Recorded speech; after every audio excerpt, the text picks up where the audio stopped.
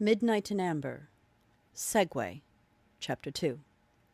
It was late the next morning by the time Landros had an opportunity to check in on her. Lily waved him to a back table as soon as she saw him come in. He meandered his way over and waited until she had a moment to talk to him. "Whew," she exclaimed, taking a deep breath. "Bit busy this morning," he commented. "Word gets around quickly that I don't have rats on the menu yet. Lark's in the bath. Can I get you anything while you wait, or do you intend on sneaking in on her?" She grinned. "Wine, if you have any," he said, leaning back against the wall. "Not at the moment," she replied. "Maybe tomorrow. There is some fresher beer that's not too watered down." "That, then," he ceded. She nodded and returned to work. She came back a few minutes later with his drink, stole enough time to ask, "Oh, did you have any luck with the wagon?" "Yes, I did." She breathed a sigh of relief and bustled off again. Landros watched the room, paying attention to the customers as he sat. As he had commented, the place was busier than usual at this hour. He assumed it had a lot to do with the fact that her food, though simpler than before, was still of decent quality, and her prices had only doubled instead of tripled or quadrupled, as had other places in town. He was not certain she'd be able to keep this up for long. He sighed. Hopefully the war would not last much longer. After all, there had been very little enemy activity since the hurricane, at least in the way of open attacks, though travel outside the city was still a dangerous proposition. Even the random monster attacks that had been so prevalent before the children disappeared were almost non-existent beyond the occasionally magically enlarged sewer rat or alley dog. And the beggars were actually taking care of those themselves, hunting them down and feasting afterwards. A flash of ankle, a tinkle of bells, and a swirl of blue silk on the stairs drew his attention from his brooding and darker thoughts. Scraps followed Lark, tumbling down the banister. Her hair hung wet down her back, but was already beginning to dry. She had tied her belled sash around her waist and sauntered, barefoot, into the taproom. Nightingale fluttered down after her. He flew to his usual perch on the mantel until he saw Landros, at which point he changed direction and settled on the rim of his mug and called his mistress over. Lark was radiant as she slid in next to him. She had a sultry smile on her lips, and her eyes were sparkling with life. "I see you are feeling better," he said. He jumped as he suddenly felt something touch him under the table. He looked and saw Scraps climbing up his pant leg to sit on his lap and stretch both paws for the beer mug. Landros pushed it out of his reach. "Oh, yes," she purred. "Had most curious dream." "Oh?" he asked, somewhat distracted by the raccoon and the bird teasing each other and trying to keep them apart. Lily drifted by on her way to the kitchen with a tray of dirty dishes, tossed a crust of hard bread onto the table. Nightingale pounced on it, taking it to the mantel and out of the raccoon's reach. Scraps sat sulking. "What was it about?" he asked idly. "Well, was being chased through forest by a handsome young elf, and when he finally caught me," she leaned over and whispered into his ear what had transpired then. It was all he could do to keep himself from throwing her over his shoulder and hauling her upstairs to bed. He purposefully picked up his mug and emptied it. "Lark," he began, I have some things I have to do. Some things Colwyn has requested.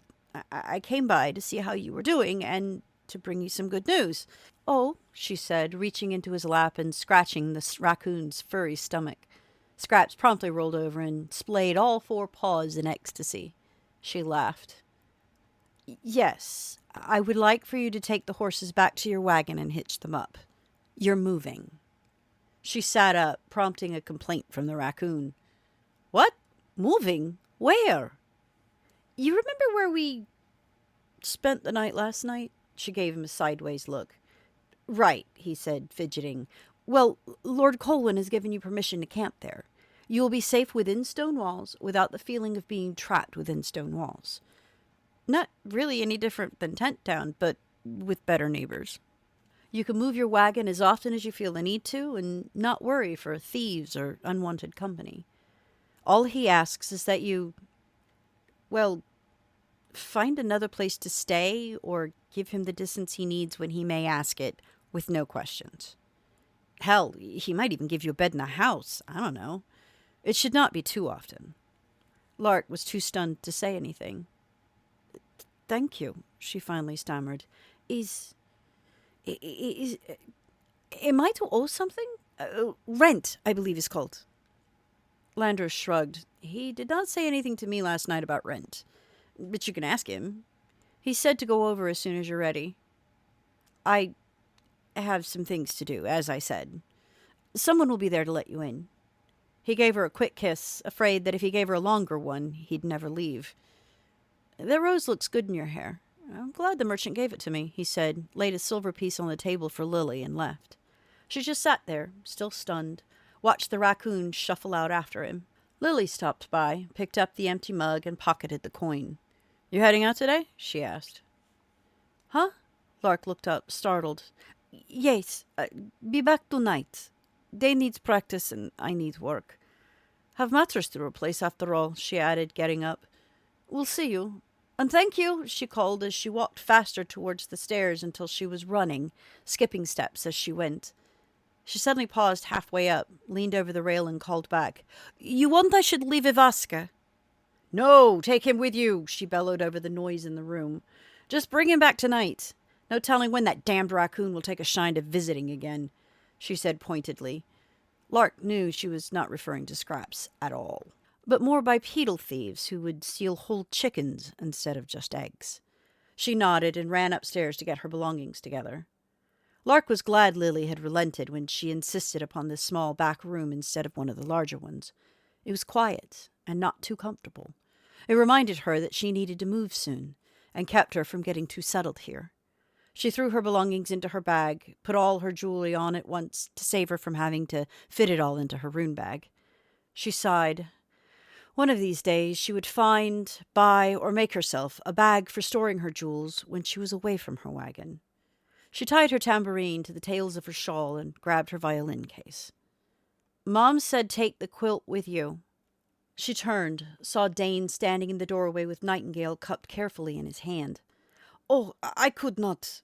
She said you're no good at dancing if your feet are frostbitten. She sighed, ran her hands through the boy's golden hair. Your mother is too generous, she said. The boy just grinned up at her sadly, held the bird up to her. She accepted, setting him on her shoulder.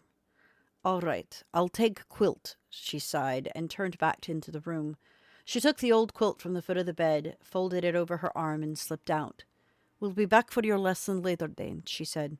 And perhaps, if are good, we'll let you play for me tonight, she added as she went down the back stairs.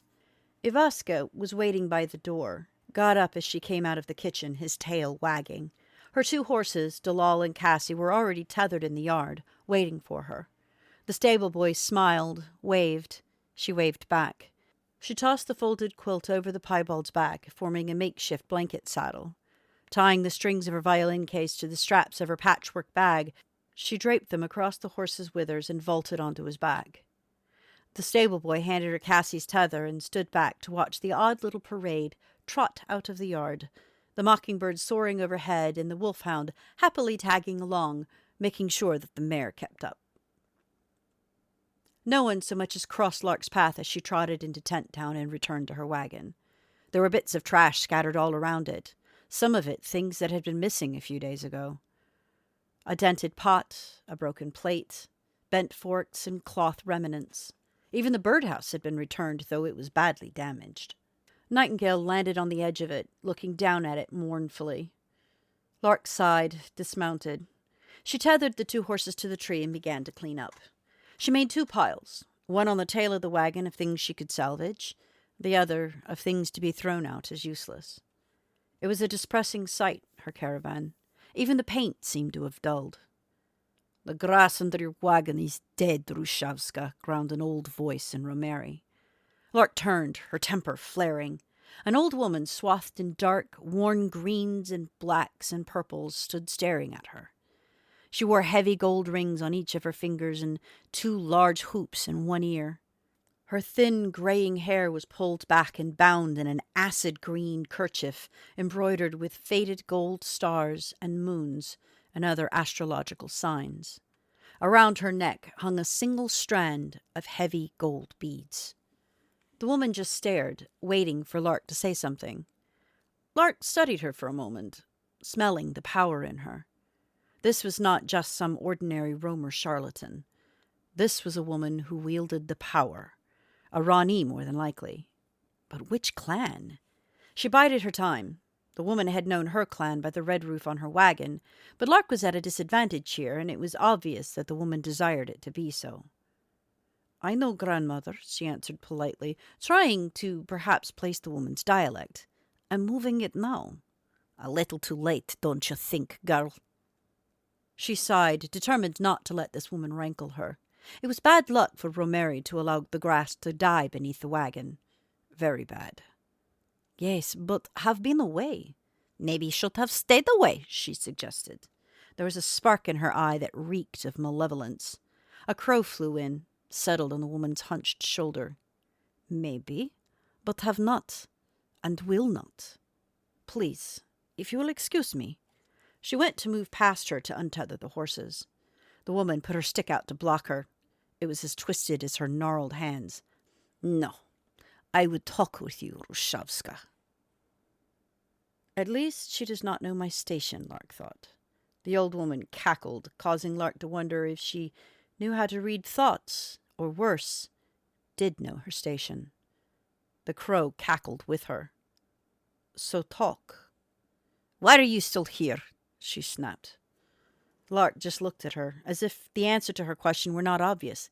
I'm trapped here, same as everyone else. The woman shook her head. You were outside of city. Days ago. She nodded, and was honor-bound to bring children back. Ah, she screeched. Judgmental brats! What care you? She demanded, poking her in the stomach with her stick.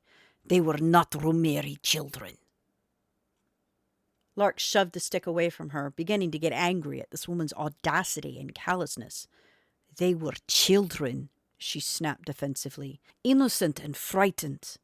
What difference does it make whose child? Why are you still here? The woman asked again, petulantly. The wagon, she answered shortly, cannot leave with caravan, so will not leave without. The woman made a rather rude noise, interrupting her. Feeble excuses. That wreck of wood is not worth trapping yourself in war zone for. Besides, there are always deals which can be struck to allow you passage out. With that fire trap if you really wish to.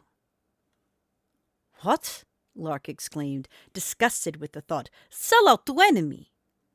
Whose enemy? She asked pointedly. Her tone of voice left little doubt as to what she meant by the question. Anyone who would sacrifice children, she began.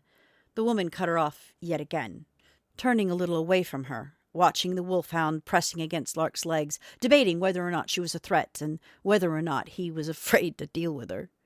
No, you are staying for another reason. Admit it, she accused. She looked dead at Lark with her flat, coal-black eyes. Your virginity, perhaps. Lark flushed with rage at the woman's knowledge and daring. You presume too much, old woman, she hissed. It irritated her that she still had no clue as to the woman's alliances or clan. Watch your mouth, brat. If you place any value on your heritage or clan, leave him, she spat. Now, go north to the warm lands with the rest of your clan where you belong. You are not my Ranee, crone, Lark ground, barely holding her temper. Do not presume to order me, or threaten me. I am not without power. Ah, she sneered, waving her gnarled hand at her. Illusion, stage trickery, witch lights, she spat.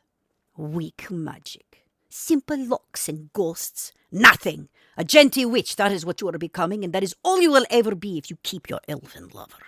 She snarled, stepping closer to Lark, poking her with her gnarled finger. She moved away suddenly as Ivaska began to decide that she was indeed a threat. Ah, I waste my time with ungrateful brats. She shuffled away, her crow cawing and rattling his wings in Lark's direction. You have been warned, Petrovna, she sang over her shoulder, cackling as she went. You have been warned. Lark buried her hand in Ivaska's fur, letting his strong back steady her. Nightingale came out of his birdhouse and hopped onto her shoulder, cheeped softly, timidly in her ear. She stroked his breast feathers softly, but she found no comfort there.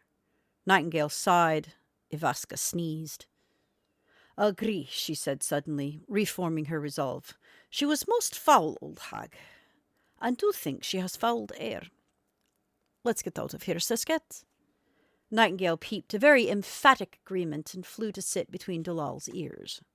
Ivaska woofed and followed her to the driver's box, from which she pulled out the traces and began to hitch up the horses. Half an hour later, and not a moment too soon, Lark was driving out of Tent Town towards Lord Colwyn's manor, with Ivaska sitting up proudly on the box next to her.